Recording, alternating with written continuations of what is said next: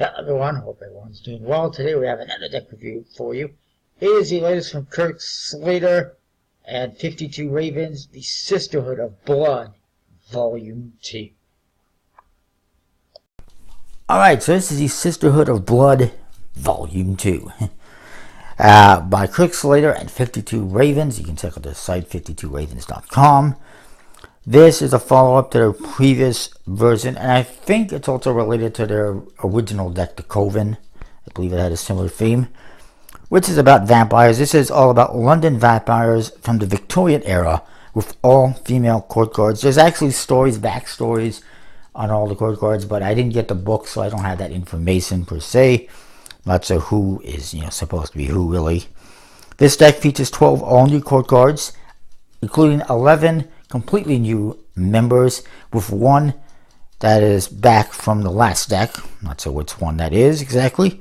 The back design features hidden meetings, and this is printed by Expert Playing Card Company with a classic finish stock, which is exactly the same as the first edition. I will say one thing: when I got this deck, it's the first one I've seen from Expert Playing Card Company that had cellophane on the outside and the inside. So I opened it up, the cards are wrapped in cellophane, which is a Cardamundi thing. They're the ones who traditionally do that. And it's the first time I've seen that from Expert. Now, when I pulled out the cards, I was kind of flabbergasted because they were solid like a brick. I thought this was some kind of a joke or something, or like a gaff deck or something. But eventually I pulled them all apart and it was all good. So it is what it is. I don't know what happened, but Expert Playing Cards, in my opinion, has become a little bit unreliable with quality issues over the last year or so. And it's nothing against the quit, anything like that. It's a nice deck. I like it. Worth checking out.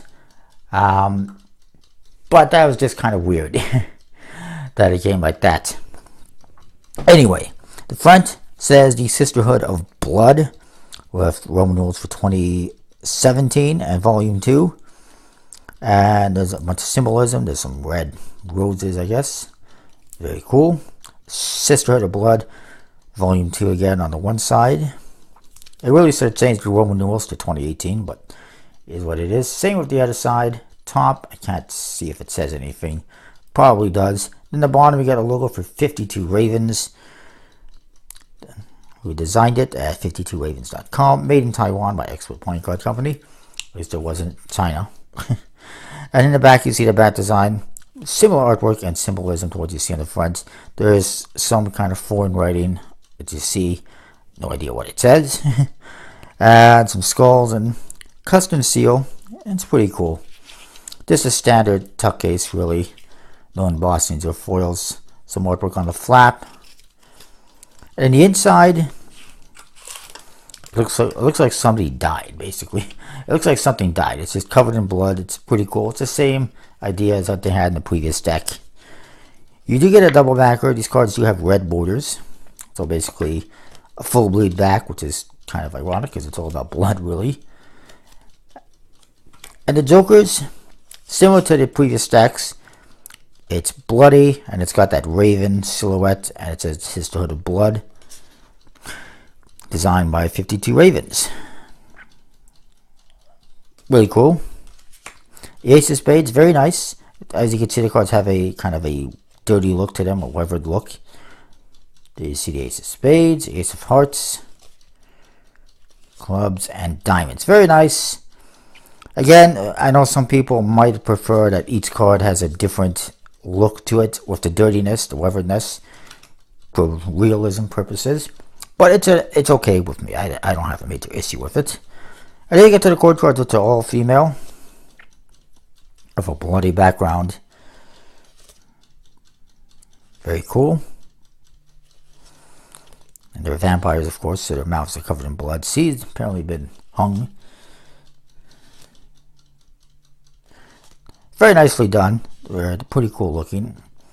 I can't tell which one is the returning one off the top of my head.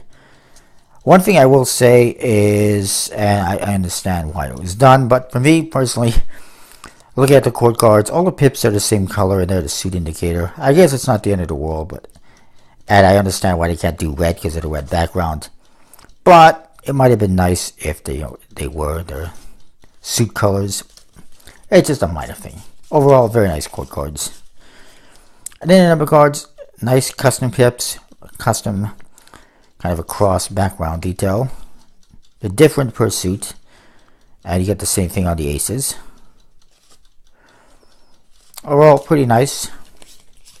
Got that kind of classic Expert Playing Card Company embossed finish. Wow, it's not the best shuffle. There's a 9 for you, by the way.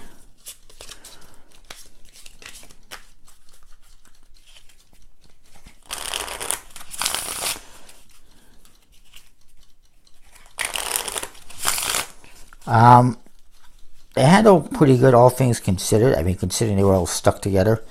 And, I mean, literally, they were stuck together like they were all glued together like a brick. I don't know what happened. I would recommend Expert Playing Card Company no longer wrap the cards themselves in cellophane, because that seemed to be an issue. And by the way, it was not the only one who apparently experienced that issue. But overall, I'm going to say 9.5 out of 10. Overall, pretty nice deck. It took a little longer to get than was expected, and of course some Expert Playing Card Company issues, but the artwork and everything is great. I like it. Really nice back design. You can check it out.